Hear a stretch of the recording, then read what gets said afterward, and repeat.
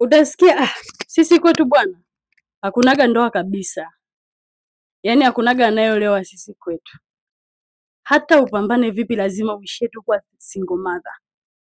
Tena sio single mother watoto wako wana baba mmoja, no?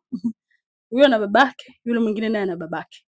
Mwingine atakwambia sisi kwetu hata upambane vipi hakunaga mtu anafanikiwa kwetu. Yaani wote tuna maisha ya mfanano tu. Yaani wote tuna maisha ya mfanano. Hayupo mwenye afadhali wa kusema angalau amshike mkono mwenzake. Hayupo. Mwingine atakwambia kwetu hivi kwetu vile. Yaani ni kama kuna kamnyororo, kuna mipaka ambayo imechorwa. Hawa watu marufuku kuvuka hapa. Hawa watu hata wapambane vipi kwenye hili eneo hawatavuka. Unaweza kujikuta maeneo mengine, mambo mengine yanaenda tu kiurahisi, lakini kuna eneo, yani kila familia ina eneo ambalo kuvuka ni changamoto. Na hii imekuwa inatesa watu wengi sana kwenye maisha. Mahangaiko na mataabiko ya watu wengi ni minyororo ambayo yupo kwenye familia, ni mipaka ambayo imewekwa kwenye familia. Unataka kuvuka kwenye hilo eneo? Sikiliza video hii mpaka mwisho. Don't skip. Neno la Mungu kwenye kitabu kile cha Zaburi sura ya 11 mstari wa 3 anasema misingi ikiharibika mwenye haki atafanya nini? Wengi tumekuwa tunateseka kwenye haya maisha kwa sababu ya misingi mibovu ambayo tayari ilishajengwa kwenye familia zetu. Tumezaliwa tumekuta watu fulani wana maisha fulani wanaishigi na sisi tunaishi hivyo. Mateso aliyopitia shangazi fulani na wewe unayapitia hayo. Mateso aliyopitia babako na wewe unayapitia hayo. Maisha aliyoishi mamako na wewe lazima unapita kwenye huo mnyororo. Kwa nini? Kwa sababu ya misingi mibovu. Misingi ni nini kwanza? Misingi ni mwanzo wa chochote. Kabla hakijawa chochote kuna msingi. Na uimara wa kitu chochote inategemeana pia na uimara wa msingi wake, namna ambavyo uliwekwa. Ili tuweze kuona hicho kitu kimeleta matunda, kimefanya matunda, lazima kuna msingi, kuna namna ambavyo msingi ulitengenezwa ili kukifanya hicho kitu kikiwe imara. Anasema mwenye haki atafanya nini? Mwenye haki ni nani? Tunapozungumza kwa habari ya mwenye haki ni nani? Biblia ukisoma katika kitabu kile cha Warumi sura ya 3. Tukianza huu mstari wa 24 japo sana sana na lenga mstari wa 20. Tukianza mstari wa 23 sana sana na lenga mstari wa 24 anasema kwa sababu wote wamefanya dhambi na kupungukiwa na utukufu wa Mungu. Wanahesabiwa haki bure. Wanahesabiwa haki bure kwa neema yake kwa njia ya ukombozi ulio katika Kristo Yesu. Mwenye haki ni yule aliyeamua kumpokea Yesu. Tunahesabiwa haki kwa sababu tunamwamini Yesu kuwa ni Bwana na Mwokozi wa maisha yetu. Tumeamua kumpokea Yesu, tumemkiri Yesu. Lakini sawa, tunahesabiwa kuwa na haki, lakini bado tunaendelea kustruggle. Tunaendelea kupambana. Kuna vitu kuna michoro ambayo imechorwa kwenye familia, tunahangaika, hatuvuki. Kuna maeneo hatuvuki. Kwa nini? Na ukiangalia eneo ambalo huvuki, kuna ndugu yako fulani naye hajavuka kwenye hilo eneo. Kuna mtu fulani naye hajavuka kwenye hilo eneo. Kuna mtu fulani alishawahi kukutangulia huko mbele naye hajawahi kuvuka kwenye hilo eneo ambalo unahangaika nalo ulivuki. Kwa sababu tayari kuna misingi iliharibika. Mwenye haki atafanya nini? Tayari una haki, tumeshajua tayari una haki kwa sababu unamwamini Yesu Kristo kuwa Bwana na Mwokozi wa maisha yako. Sasa ni nini kifanyike? Ni nini kifanyike? Twende kwenye kitabu cha Yakobo 5 mstari wa 16. Yakobo 5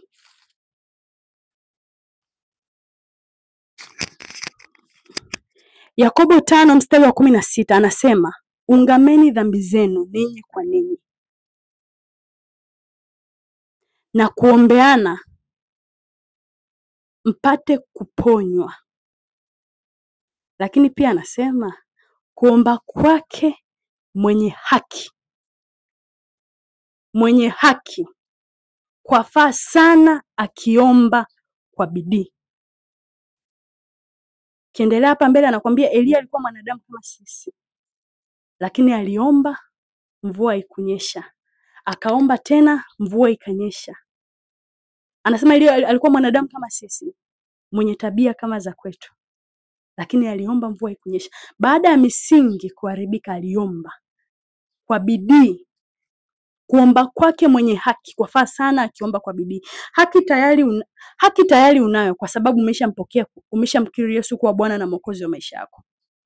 kitakachokutoa kwenye hivyo vifungo, kitakachokutoa kwenye hiyo minyororo ya kweli ni kuomba kwako kwa bidii.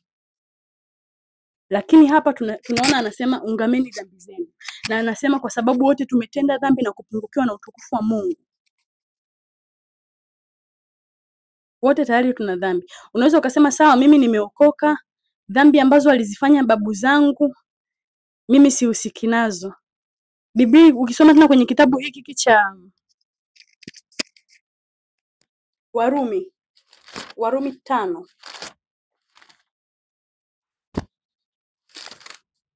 Ukisoma kwenye hiki kitabu cha Warumi 5 mstari wa 12, neno la Mungu linasema, anasema kwa hiyo kama kwa mtu mmoja dhambi iliingia ulimwenguni, na kwa dhambi hiyo mauti, na hiyo mauti ikawafikia watu wote, kwa sababu wote wamefanya dhambi. Kwa mtu mmoja, kwa njia ya Adamu, wote tulihesabiwa tumetenda dhambi, na wote madhara ya ile dhambi yalitufikia, ambao ni nini? Ambao ni mauti. Usisema sawa, alifanya babu yangu, mimi vinanihusu nini? Vinakuhusu nini? Na ndio maana uvuki. Kama kwa mtu mmoja tulihesabiwa wote tumefanya hiyo dhambi, hata kama hatukuwepo, tumehesabiwa tumefanya hiyo dhambi na tunayaishi madhara ya hiyo dhambi. Ina maana pia hata hayo madhara, hivyo vitu ambavyo una struggle ni kwa sababu ya ile misingi mibovu. Kuna kamzee fulani tu kauko huko kwenu, kuna vitu kalifanyaga kakawabeba wote mmehesabiwa mmefanya dhambi kwenye hilo eneo. Cha kwanza ambacho unatakiwa kufanya ni toba kwa ajili ya kwako. Anza kujitoa wewe kwanza. Huwezi kuwatoa wengine kwenye shimo ili wakati wewe uko ndani ya shimo. Lazima utoke wewe kwenye shimo, ndipo ambapo wavute wenzako. Anza kuomba toba kwa ajili yako wewe kwanza. Omba toba kwa ajili ya watu wa familia yako. Ukipiga wewe hatua na wenzako wamepiga hatua. Kama kwa dhambi moja, kwa mtu mmoja dhambi iliingia ulimwenguni, na Yesu, kwa njia ya Yesu, kwa mtu mmoja ambaye alikuja duniani ulimwengu wote ukapata uzima, akatukomboa watu wote. Na maana pia kwa kupitia wewe unaweza ukaukomboa watu wa kwenu pia. Unaweza ukajikomboa na ukawakomboa watu wa kwenu pia. Ukawatoa kwenye hicho kifungo, kwenye huo mnyororo ambao mmekuwa mnapita, kwenye hayo maisha ya mfanano ambao mmekuwa mnayapita. Lakini cha kwanza ni toba kwa ajili ya familia yako. Toba kwa ajili yako, toba kwa ajili ya familia yako, kwa sababu wote mmefanya dhambi. Hata kama ukuwepo tayari ulikuwa upo kwenye hiyo damu ya huyo mtu ambaye alitenda huo uovu, na ndio maana hayo madhara yamekupata wewe pia. Toba kwa ajili yako, toba kwa ajili ya familia, lakini pia maombi ya bidii. Bidii kwenye maombi, my friend. Hakuna namna utavuka kama hauna bidii. Umeomba havijatokea, omba. Bidii. Anasema Elia alikuwa mwanadamu kama sisi, mwenye tabia kama zetu, lakini aliomba kwa bidii. Misingi ikiharibika, mwenye haki atafanya nini? Anasema kuomba kwake mwenye haki kwafaa sana, akiomba kwa bidii. Bidii. Hakuna namna utavuka kama hauna bidii. Umeomba havijatokea, omba tena. Umeomba havijatokea, omba tena hadi iwe. Kama Elia aliomba mpaka mvua ikasimama, ina maana na wewe unaweza kuomba. Sababu Biblia inasema alikuwa mwanadamu kama wewe, mwenye tabia kama za kwako. Omba kwa bidii, achilia toba kwenye hiyo familia yako, jiondoe wewe mwenyewe ili uweze kuwavuta wengine. Kama kuna mtu mmoja aliingiza dhambi kwenye hiyo familia ambayo ikapelekea mkapungukiwa na utukufu wa Mungu, lakini wewe umekuja umepata neema ya kumkiri Yesu kuwa Bwana na Mwokozi wa maisha yako, umetoka kwenye hiyo basi watoe na wengine. Watoe na wengine, lakini kuomba kwake mwenye haki kwafaa sana, akiomba kwa bidii. Na imetupasa kumuomba Mungu siku zote, wala tusikate tamaa. Mungu akubariki sana. Shalom.